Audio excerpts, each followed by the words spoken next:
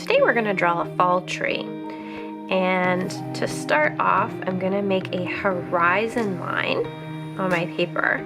And a horizon line is a line that divides the sky in a scene from the ground. So since this is an outside picture, I need to know where the ground ends and the sky begins. Otherwise, I won't know where to put my details.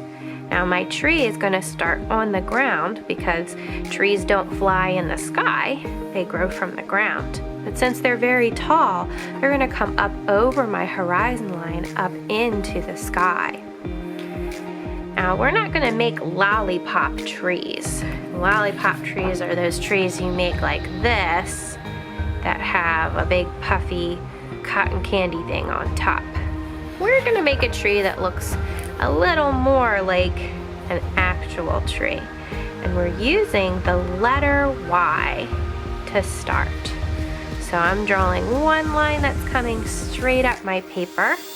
And then right at the end here, I'm going to draw two branches, one going one direction, the other going a different direction. So I have a big Y.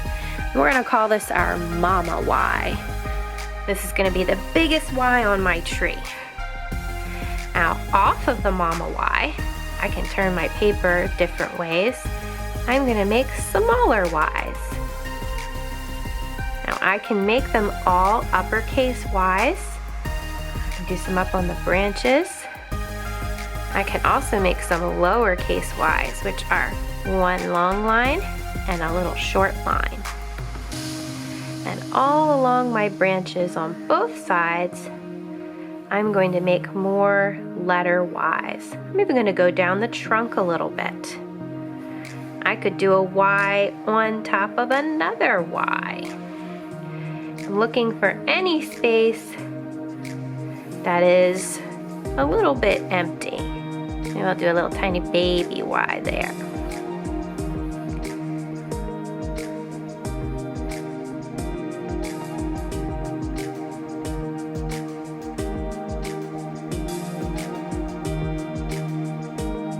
And once my Y tree is finished, I can draw some details on the ground. Maybe my tree is near a pond. So I'm going to draw a big wavy line for my pond where there's some water.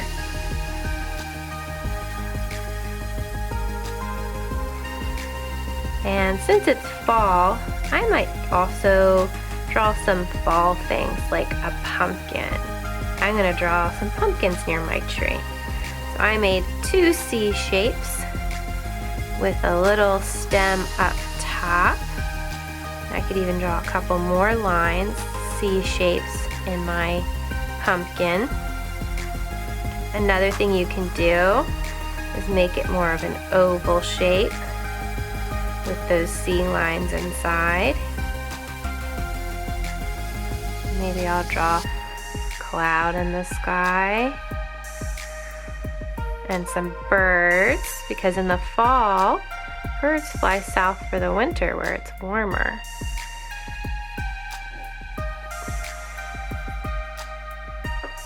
Once I have my details, I can use my crayons to color my picture in.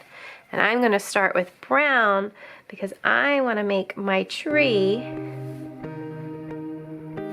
have brown bark. I'm going to kind of color back and forth on top of my pencil lines. That way my pencil line gets covered up and my tree looks a little more colorful. I can go back and forth a couple times too to make it extra thick. Something else I like to do is spin my paper so it's easier to draw lines in a way that my hand doesn't wiggle too much. Now you can see I chose a blue paper, but you can choose whatever color from your construction paper pack that you want. Just don't draw anything too dark because then it might be hard to see the drawing that you made on your paper. The nice thing about having a color is you might be able, well, my white doesn't show up. Yours might a little bit better, but you could use white to color in if you've got a cloud, or you could use a different color. Your clouds don't have to be white. Your tree doesn't have to be brown. You can choose a different color. This is your picture. And in art, there's no rules about the colors you choose. I think I'm going to outline my cloud in blue, just so there's not a gray line around it.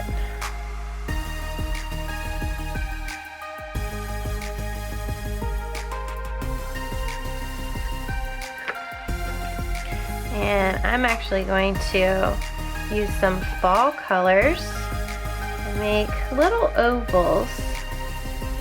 It looks like my leaves are changing color on my tree.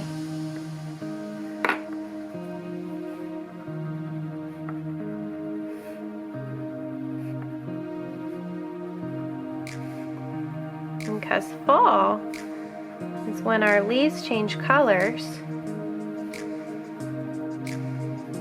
Because fall is when the tree's leaves change colors, start falling on the ground. So maybe I'll have some leaves maybe blowing away.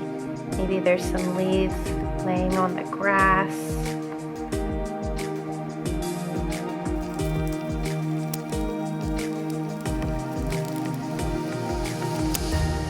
And there is my Y tree.